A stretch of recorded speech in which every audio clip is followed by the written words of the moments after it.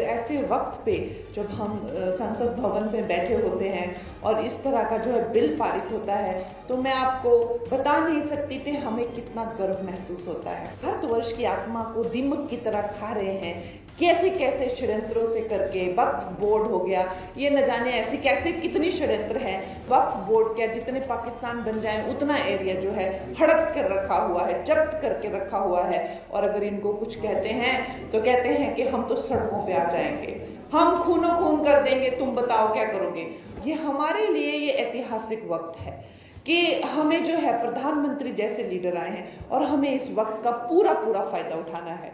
क्योंकि अगर हम अब चूक गए तो वो जो वाकई में जो मोदी जी कहते हैं कि यही समय है, सही समय है, वो एकदम सही है। क्योंकि अगर हम अब चूक गए तो we will never make it. ये वक्त वापस नहीं आएगा। इस तरह के जो इंसान हैं हमें फिर से नहीं मिलेंगे। दोस्तों, आज जब मैं आपकी बहन, आपकी बेटी कंगना, जब मैं मंडी से लोकसभा में बैठती हूँ और वहाँ पर खैर हर एक दिन की तो क्या ही बात बताएं, जब से 2014 से हमने कई चीज़ें सुनी हैं, चाहे 370 धारा को हटाया हो, या चाहे ट्रिपल तलाक को, या चाहे सीए को लाए हो, या चाहे खैर ये तो यहाँ से एक इस तरह से एक ऐतिहासिक निर्णय लेना, पूरे देश को जो है एकदम से जगा के रख देना, एक साधारण सी बात हो गई है। लेकिन क्या लगता है एक ऐसे वक्त पे जब हम संसद भवन में बैठे होते हैं और इस तरह का जो है बिल पारित होता है, तो मैं आपको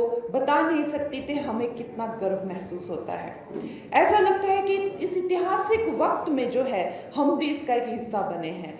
और जब वो वहाँ पे वोटिंग होती है तो वो कमरा लॉक हो जाता है, पूरा हॉल को लॉक किया जाता है और कोई भी सांसद बाहर नहीं जा सकता, वहाँ से आप हिल नहीं सकते, क्योंकि आपकी इतनी महत्वता होती है और आपको बार बार बोला जाता है कि कहीं मत जाना, आपका वोट है और ये बहुत ही ज़्यादा ज़रूरी है।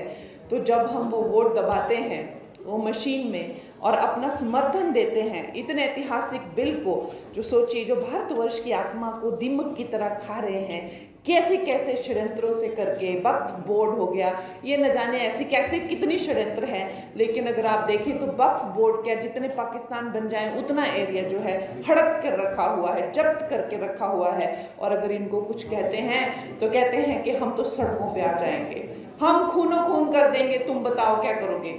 और आप देखेंगे अमित शाह जी ने उस दिन जब वो बिल पारित किया संसद भवन में, तो उन्होंने ललकार के कहा, जब विपक्ष के लोगों ने उनको डराने की कोशिश की कि जो है हम देखते हैं तुम कैसे पारित करते हो, तो उन्होंने ललकार के कहा कि आओ मैं देखता हूँ कौन, कैसे तुम सड़क पे उतरोगे और कैसे तुम खूनो खून करोगे। इस तरह के हमारे नेता हैं, इस तरह की हमारी लीडरशिप है, ना कि वो सिर्फ काम और ना कि सिर्फ वो साम दाम दंड भेद, हर एक नीति को, हर एक कूटनीति को, हर एक राजनीति को वो समझते हैं। और वो सबसे बड़ी बात तो है कि वो गुर्दा और जिगरा रखते हैं कोई भी काम करने का। दोस्तों, और जब वहाँ पे हम वो बटन दबाते हैं तो मेरे लिए मंडी की सारी समस्त जनता जो है वो, मैं उसका स्मरण करती हूँ और मैं ये सोचती हूँ कि मेरे मंडी की लोगों ने जो है मुझे, अपनी बहन को, अपनी कंगना को जो है ये काम दिया है, तो आप लोगों की मुझे याद आती है, मेरे दिल से आभार आता है